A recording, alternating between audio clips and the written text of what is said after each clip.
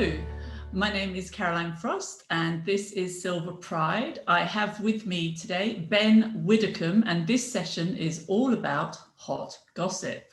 So Ben, where should we start? Well, I should first of all just quickly flag up this wonderful tome that kept me very happy on a plane ride, I have to say.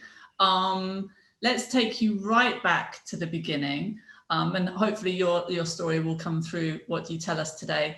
What was your very first notion of celebrity when you were a small child in Australia? What or who represented it to you on a grand worldwide scale? Who were your celebrity icons? Well, you know, I live in New York City, but I did grow up in Australia, where I'm from originally. And I don't know that I thought of celebrity very much in those days. You know, so much of I grew up in Queensland, which has a reputation. We call it the Deep North because it has a reputation for being a little bit rednecky. You know, not the most advanced place culturally. And we got all this sort of refracted American culture and British culture through television. You know, Mad magazine and American comic books and things like that. So I guess growing up in Australia, you had three strands. We watched the Two Ronnies, you know, we watched Fawlty Towers on television. We had some American shows. And of course, we had some Australian shows as well. So probably, I think in the 70s in Queensland, which is a conservative place, probably the British shows. So I would say like John Cleese was probably the guy who was the television icon of the 70s Queensland. Wow, you've come a long way since John Cleese, as this story will hopefully show. Now, I'm a professional gossip, and everyone on here, I'm sure, has a mighty proficiency in that skill, but you are an uber gossip. I just wonder, I'm guessing that must have been ingrained in you, that curiosity about people and things and events. What did you think you would do with that superpower initially, even before you went to New York? Where did you think it would take you? Well, I really did never intended to become a gossip columnist professionally.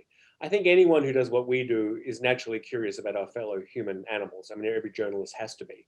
And I'd had a brush with doing a gossip column. I lived in Sydney in the mid-90s, and I worked for the LGBTQ paper. We called it the gay paper back in the day, the Sydney Star Observer. And that had a gossip column. And every now and then I was sort of allowed to help, because I was, you know, a junior reporter, and it was quite a plum gig. So I never really ran the gossip column, but every now and then I got to submit an item about, you know, drag queens behaving badly on Oxford Street or whatever. So I'd had some experience, but I moved to New York with a partner in 1998. And he was a fashion guy.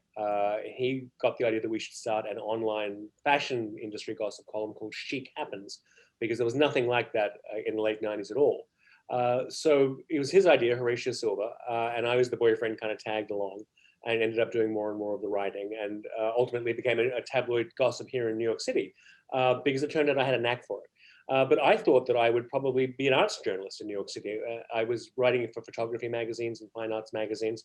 I worked sort of under the table for cash in a photo gallery here in Chelsea. So I thought I might be an art dealer or an arts journalist. I was very surprised that I became a gossip columnist.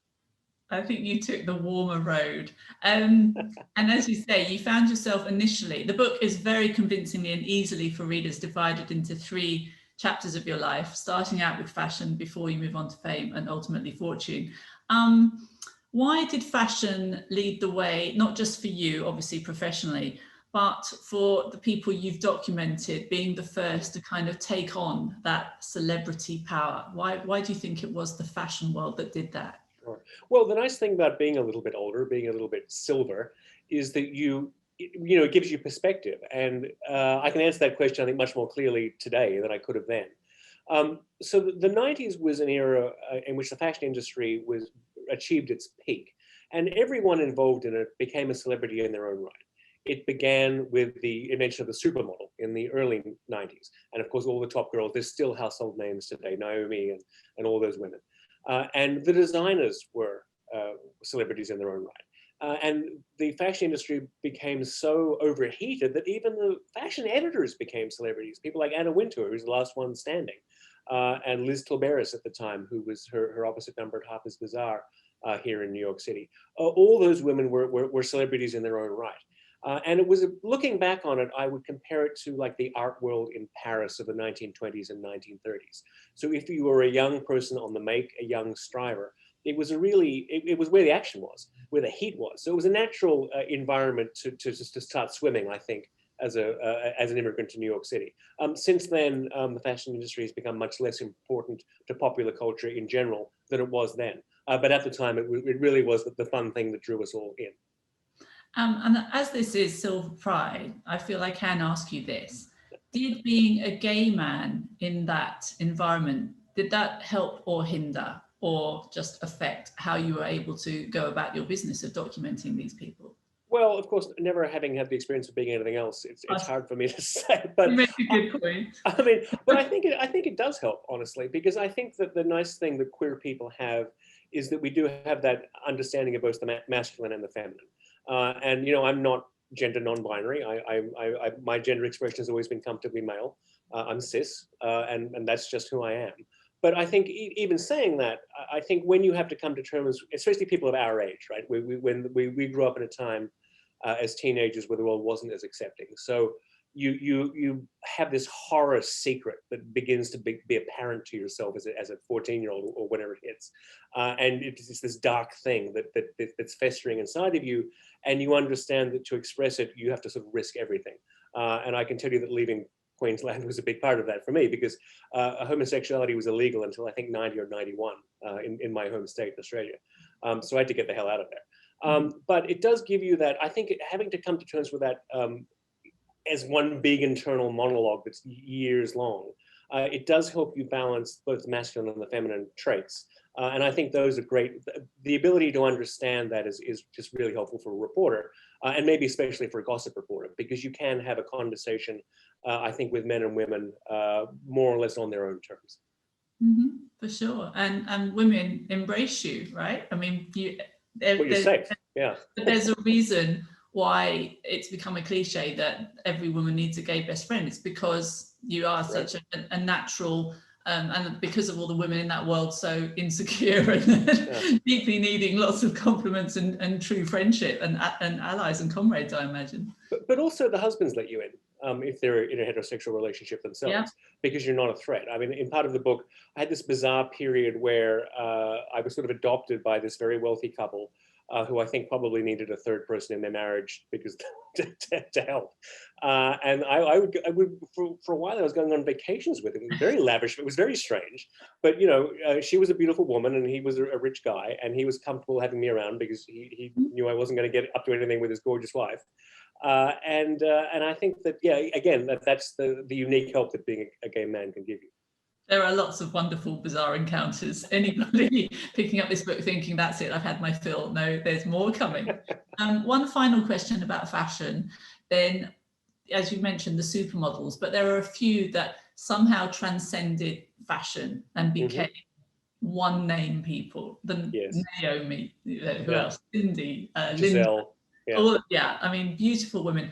But there are lots of beautiful women. How did they transcend that world? What do you think was the quality that just elevated them just slightly away from the rest? So having been a fashion journalist, I will say that, you know, a lot of people like to denigrate fashion.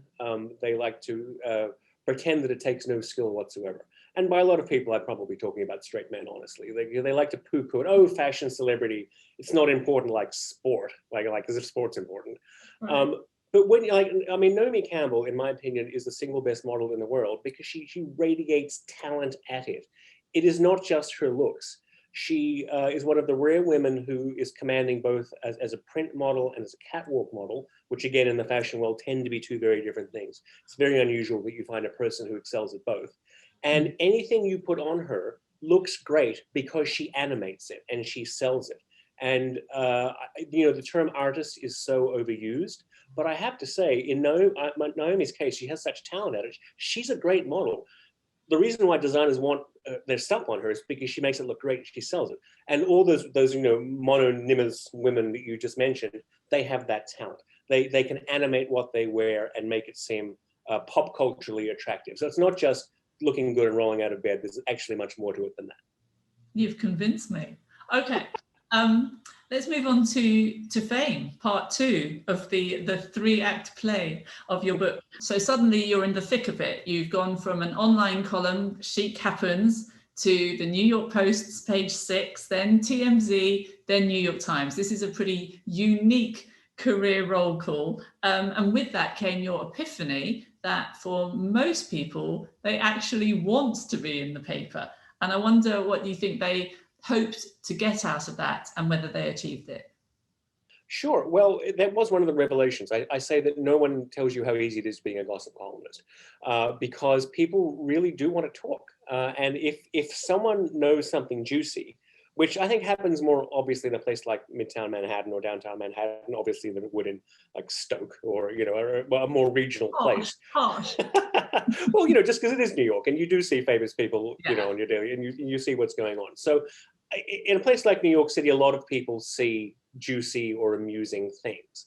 And when a human being has a secret, it's the very rare person who really can just completely sublimate that and doesn't feel compelled to tell somebody. It's just how we're psychologically designed as a species. So, and you know, I say in the book, the spectacle of the outcome is the payoff for the person who tips it off. They don't want to tell someone discreet. They want to tell someone who's going to blast it into the world, because it's so satisfying to see that item that you planted about whatever become a headline news. So my strategy was always to, I mean, I was always a working journalist at the parties I was at. I wasn't undercover as a party goer, so I was invited as a working reporter. So people would know that I was there for the column, and really they would seek you out. And obviously many of these events usually had an open bar, which helped a lot. And after 2 drinks, most people would tell you most things, I think. But these people who were happy to be in the papers and online, what were they hoping to get? How are they hoping that their life would be enhanced? So I think that one of the great themes of what I've noticed about our species is how status obsessed that we are. Right. And our relative rank is desperately important to us on a species level. And this is human nature that doesn't change. You can read Roman history. 2,000 years ago, they were interested in the same things, sex, status, money, that we're interested in today and will always be interested in. And the joy of being in a gossip column, and what astounded me is that sometimes people would sometimes tell mildly unflattering stories about themselves, is because, of course, you know, there's this expression, bold-faced names, because in a classic gossip column, you put the names in bold type. And the joy of seeing your own name next to an item about Angelina Jolie and Brad Pitt just really thrills people. And a lot of individuals, people who were not in show business, would hire publicists. In New York, we had this phenomenon called the celebrity dentist. And the reason why we have celebrity dentists is because a dentist hires a publicist to call him a celebrity dentist. Right. And the reason for that is that the dentist feels that if you have seen his or her name in a gossip column, they will stand out when you need a dentist, and you'll pick the one you've heard of versus the one you haven't. So it's a whole industry about getting people into the gossip columns.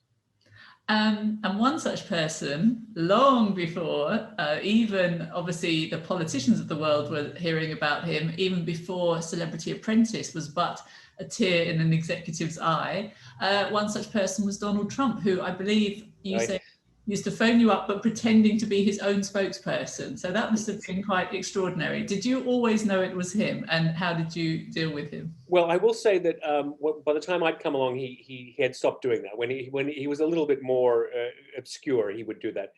He would call himself Steve Barron, and this name Barron keeps recurring in different contexts in the story. Obviously, he named his son Barron, but he would claim to be Steve Barron when he was starting out more in the 80s. And of course, once his divorce made him a household name in the States, he did a little bit less of that because he was more of a known quantity. But when he was trying to get established, he would call the columns pretending to be a spokesperson. And you did come across him pretty early on, didn't you? Yes. Yes. I met Donald in person many times. He was not then the monster that he became. I mean, no one thought he was a nice guy. But he was very affable to the press because he loved being in the papers. So he was very generous with journalists, often too generous. So I would always talk to him, and I would often get a good story out of him. I mean, the guy was a total buffoon, but he was constantly having affairs and getting divorced. So he was good copy, I guess is what you can say. So we were both getting something out of it. We got a great story for the paper, and he got publicity. It's the ultimate compliment, right? Good copy. I remember, when I was little, starting to read about such people, and the ultimate celebrity back then was Greta Garbo. And the reason for her ultimate status was her elusiveness. And I feel that that is utterly turned upside down now. And I wonder why that changed and what your thoughts on that would be. Because can you imagine anybody bothering to be elusive now? It just wouldn't take them very far at all, would it? I know. I think elusiveness is a thing of the past, and Garbo is an interesting case because you're right. That was her persona. But have you ever heard of anyone who got more publicity out of being elusive than Greta Garbo? So, you made a good point. I mean, for someone who was elusive, she was on the front page for being elusive. So it was.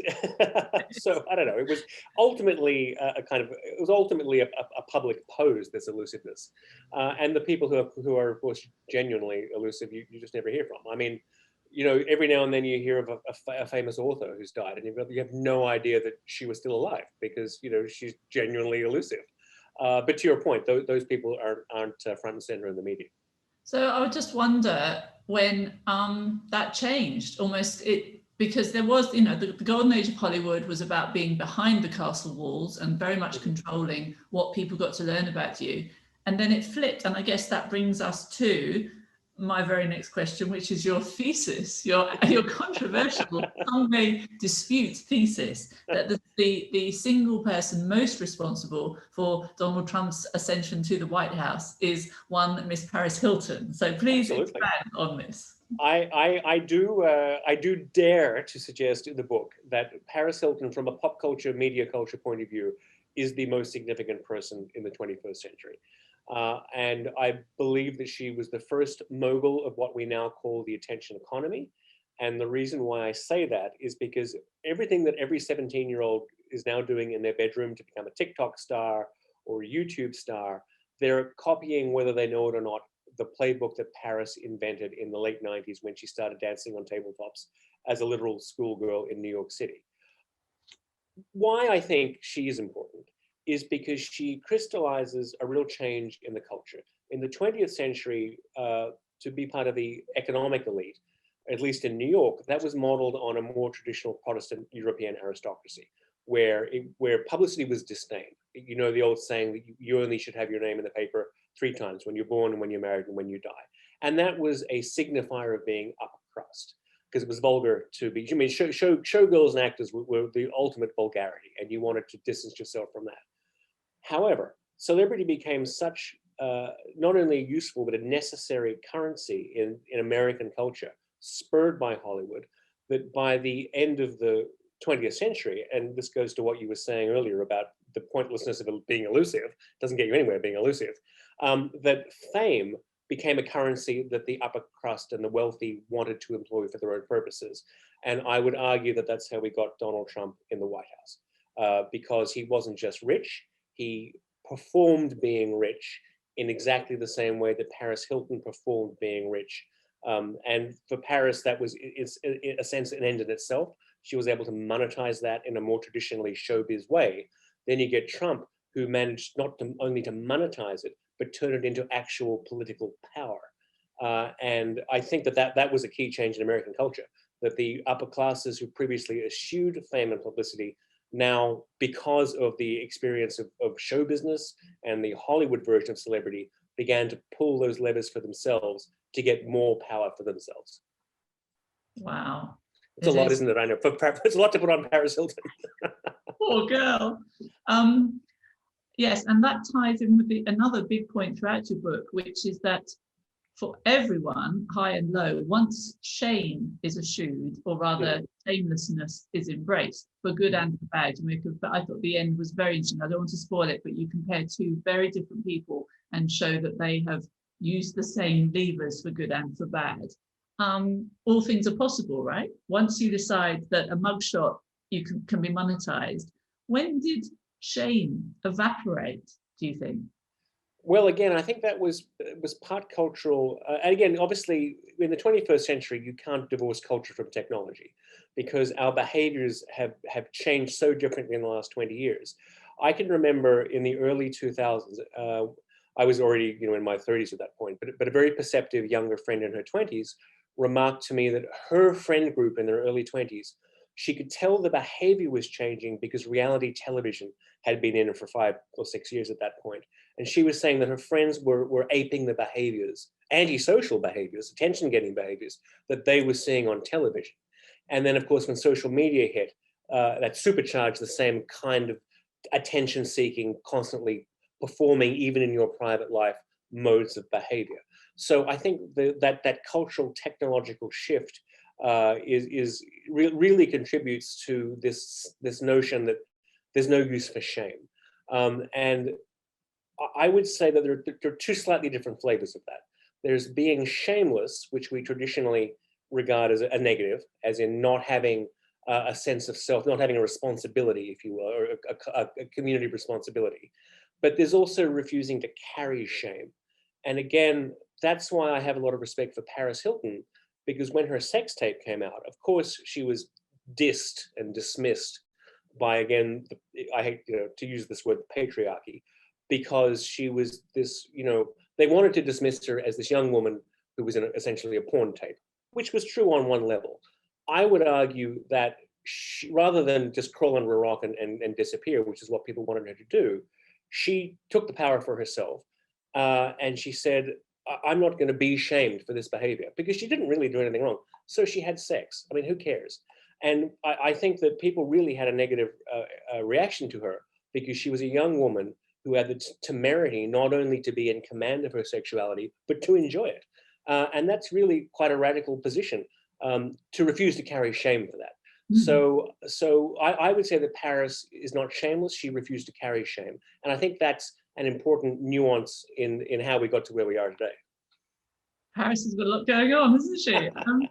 I would add to the shame thing to go in the bin. I would also add humility, because I wonder if humility and celebrity are contradictory terms. I wonder if you can you think of any truly humble celebrities?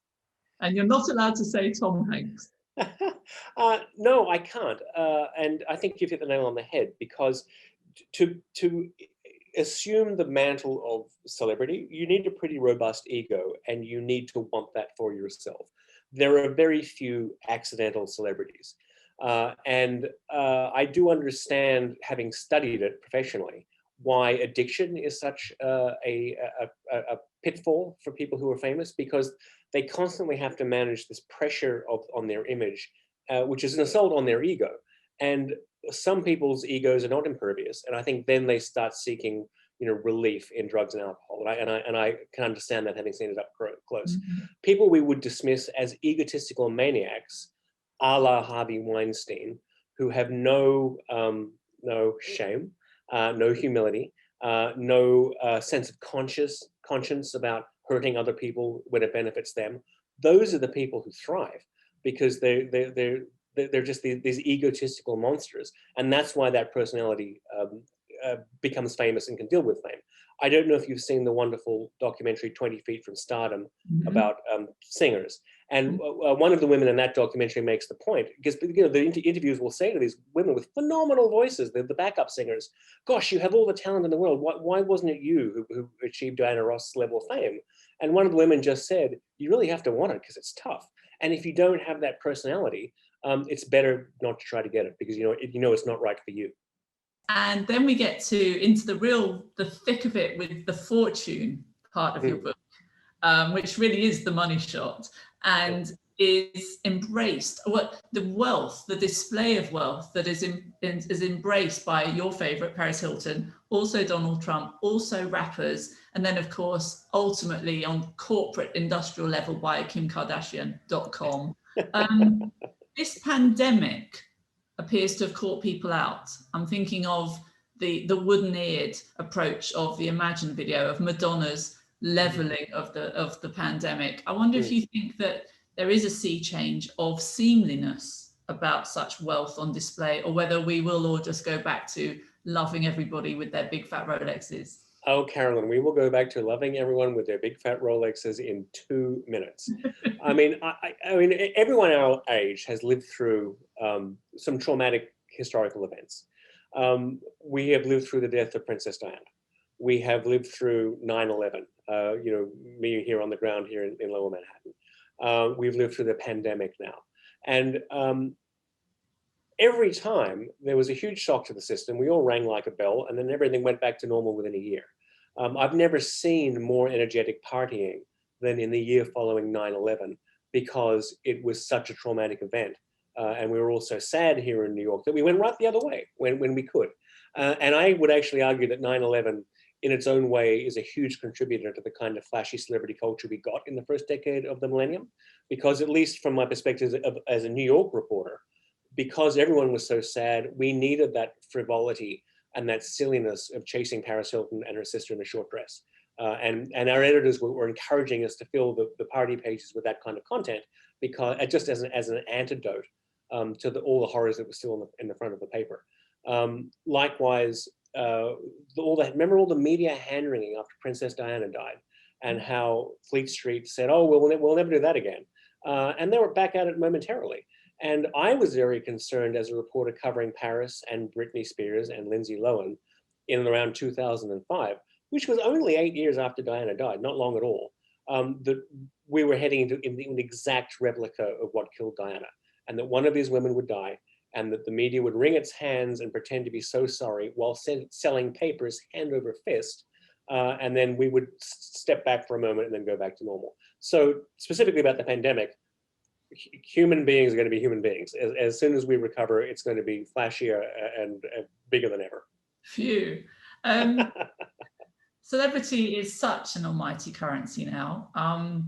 Arguably the most valuable one. I mean, as you very cleverly document in your book, the likes of Jeff Bezos, Bill Gates, Mark Zuckerberg, what's the point of all the wealth unless we get to see them on Instagram, right? Who do you think has the healthiest bank balance in the bank of celebrity? Who on the world stage is doing it just right and has got the balance, the levers perfectly balanced, where they're enjoying themselves, they're giving us what we want, and they're bringing good into the world? Who are the people who are somehow spinning the plates? Well, look, it's a terrible cliche, and it will not surprise anyone. But again, to your Garbo point, these are not elusive people, right? We know their names, and it is the Jenner Kardashian clan. The absolute gold standard. And remember, Kim was Paris's former best friend and chief acolyte, and she took everything she learned from Paris, right down to copying the sex tape play by play, to establishing her reputation. Her sisters are naturals. I mean, the Jenners, if anything, her half sisters are, if anything, better at the game than she is. And they don't appear to be particularly conflicted by this. I mean, there is the brother Rob, who I think is. Consequently, we don't see very much of him. You know, he's like an Osborne sibling, isn't he? Right. Yeah, Amy, yeah, the one we don't see. And likewise, Nikki Hilton. When Paris was first on the scene, they were the Hilton sisters, and Nikki stepped back because she, like the women in 20 Feet from Stardom, decided that wasn't for her. And now she married a Rothschild, and so she's doing just fine. So there are those people who step back, and of course the ones who don't step back and are so famous are the ones we know of. So it is a cliche, but I think the Kardashians are the gold standard in you know, unself-conscious media saturation. Right, not giving too much of themselves, perfectly balanced on the precipice of one for me, one for you. Okay, here goes for a back of the milk carton question for you. And as we've got you, I feel we can't really avoid getting some nuggets of bad and good behavior out of you. So who is responsible for the single most awful incident of bad behavior that you have ever witnessed or encountered? Well, the most harrowing experience I ever had as a gossip, I mean, people would yell at me periodically. I mean, Harvey Weinstein would call up to yell when I wrote something about, you know, mocking him. But the worst in-person encounter I had was with, who else? Donald Trump, actually at Mar-a-Lago. I was attending marriage number 4 or 5 of his ex-wife, Ivana, you know, mother of his children, Ivanka and Don Jr. and Eric. And Donald was there because actually Donald and Ivana, despite being long divorced, are on very good terms. Well, I just say that that's quite a nice thing to say about him, that he was hosting his ex-wife's wedding at Mar-a-Lago, isn't it? It is actually they remained on good terms. Yeah, that's the head. He buried the lead. Anyway, please carry on. Well, once Marla Maples was out of the picture, who caused that divorce, I think that it was easier to be in the same room with each other. Anyway, he had just flown in from Las Vegas, where his beauty pageant had been decided, and I had written something cheeky about him in the column. I caught him out on a lie that he told, and about a lie he had told in his autobiography, and made fun of him for that. And we were having drinks on the terrace. I think it was the rehearsal dinner the night before, and he made a beeline for me and just let me have it, like spittle flying in my face, that I'd called him a liar and been able to prove it in print. And then he turned on his heel and stalked off. So I would say, of course, no one thought he was going to be the president at that point, but that was pretty nerve-wracking. You've been screamed at by the world's most powerful orange man. Who is the single most charismatic person you have ever witnessed or encountered? A lot of celebrities are very charismatic. I would say that blow your hair back charisma, even in a red carpet interview situation, would be Jude Law, who is just, really? Oh my Lord. It's like, yes. And Hugh Grant too. Also Jennifer Lopez. Actually, the divas, people who are maligned as divas, being Mariah Carey, Jennifer Lopez, they are the most professional women and charismatic women to interview. They give you exactly what you need in a short period of time, and as long as you don't try any funny business and any gotcha questions, then it's a very quick transaction, and you're in, you're out, you get what you need. Madonna is like that too. So very, very professional business people and divas. Fantastic. Who would be your dream interview, alive or dead, and why? Oh, well, I would just probably have to say Oscar Wilde, because can you imagine the copy? I mean, you would just have to turn your tape recorder on and sit back, and you could probably make your career out of a single interview with that one. just print it verbatim. Quentin Crisp was like that. I did interview him a couple of times, and he was another one that every word out of his mouth was an aphorism or a witticism, or a complete quote that you just had to line them up one after the other. But I do feel, I mean, it's very unfair to judge past with present, but I do feel that those two people you've mentioned, I'm not sure that they exist in any form anymore, do they? Who would be a modern day Quentin Crisp? Who would be a modern day Oscar Wilde? Well, to a lesser extent, Stephen Fry, maybe. Okay. And we see a lot less of him here. He's not famous here the way he is in the UK. As a matter of fact, he was on Broadway a few years ago, and he was so unknown here, they didn't even put his name in the publicity. And a friend of mine went to the play and came back reeling because Stephen Fry was in it by surprise, and because he wasn't in the publicity, because no one knows who he is here. Yeah, I mean, there are some wits. You might even find some wits on TikTok these days if you look hard enough. But again, no elusiveness. No elusiveness. One final question for you on the back of your book. So, Gatecrasher: How I Helped the Rich Become Famous and Ruin the World. Do you really think they've ruined the world? You seem to have a very happy face for somebody who's been agency in ruining the world. Well, remember, I was writing this book in the middle of the Trump presidency, which was horrifying, and and only got worse, culminating in the events of January 6th, which is one of those dates that will live in infamy, when the Trump mob stormed the Capitol, baying for blood, and there were deaths. To be aware that there I was giving Donald Trump all the publicity he wanted because he was such good copy, in my column, as all my peers were doing. We were absolutely creating this monster that had a real go at trying to overturn American democracy. I do think that the media and me specifically have to say, we helped create the conditions for that. Oh, bless you. Okay, I have a follow-up question on that, such a heavy subject. In that case, how do you now make sure that you learn from that? How do you use your superpowers and your access to all areas and your enormous platforms for good. How do you balance those two things while keeping your innate curiosity intact? Well, we're doomed because you don't. Ah, I think that the most anyone can hope for, and again, that gets back to the advantage of being silver, is that you can look at your own life and your own choices and what you've done and see the good and the bad. But unfortunately, because they're still making people and they're still making pop stars, the system is endlessly replenished. So I, in my 50s, might look back and think, well, gosh, were those the right moral choices to make? And what were the consequences of those choices I made? There's some, 22-year-old making their name who's a fresh face on the, the gossip Instagram, no longer gossip columns.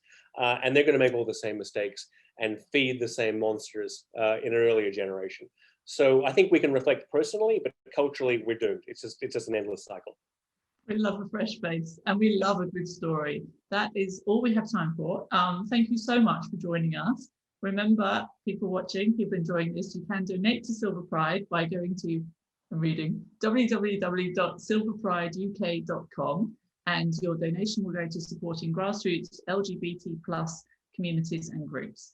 If you enjoyed this session, and I hope you did as much as I did, you can buy Gatecrasher, How I Helped the Rich Become Famous and Ruin the World, but not really, by Ben Widdicombe, hopefully at all good bookshops, but do encourage everyone, all your friends and yourself, to support your local gay or independent bookshop. And stay tuned to Silver Pride for now, plenty more treats to come. Thank you, Ben.